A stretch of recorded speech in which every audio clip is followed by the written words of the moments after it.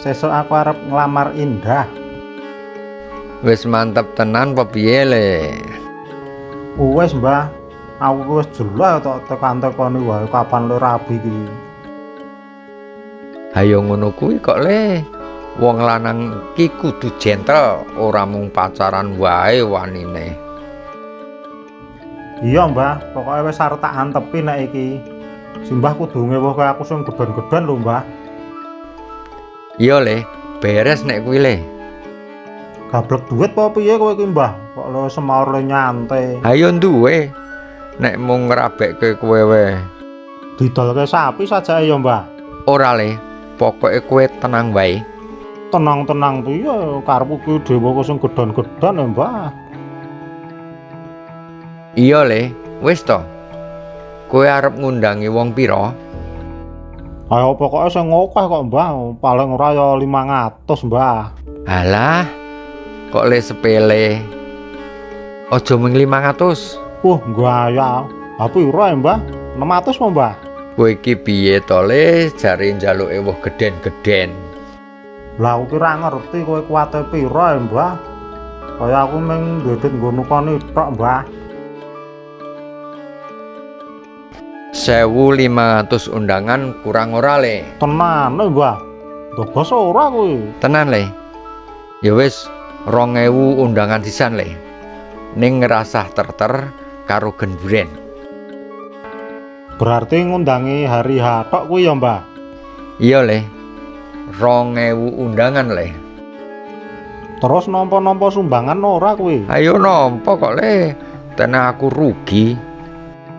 Ya wis aku manut, Mbah. Dengere beres, sesuk minggu diterke nglamar ya.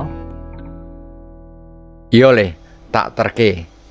Nyiwa inovane Pak Yatno. Ben gagah ngono lho.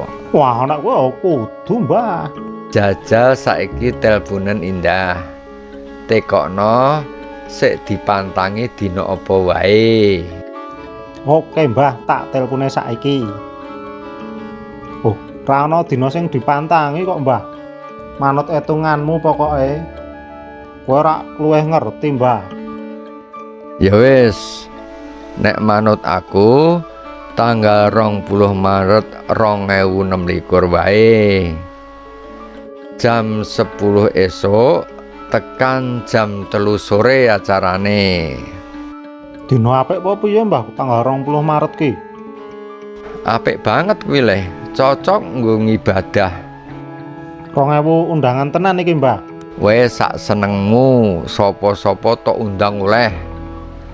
Latar kene iki nek mung wong 3000 cukup. Wah, iki nek iki lagi mbahku tenan nek ngene iki. Wani pesta gedhen-gedhen.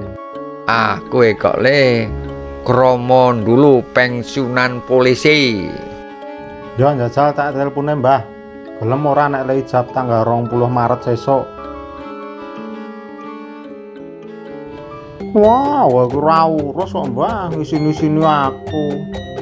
Aku sumuk ngundangi wong 2000 ngono. Oh, seneng tenan, Mbah, aku ku. Jebul mung tok aku pas poso, Mbah, aku. Hah, asem tenan kok nek kowe ku, Mbah. Lah yo nek ngen-ngenku nek pas poso-poso rak do Ramadang le. Ning tetep nggawa amplop. Iki jenenge pinter le. Alah mung gaya tok, Mbah. Ora gablek duit gaya muni undangan 2000. Jebul mung undange mung pas poso wanine. Iki jenenge cerdas le. Cetha bar kowe rabi aku badhokeh. Wis wegah, Mbah, entuk akali wae ben dina.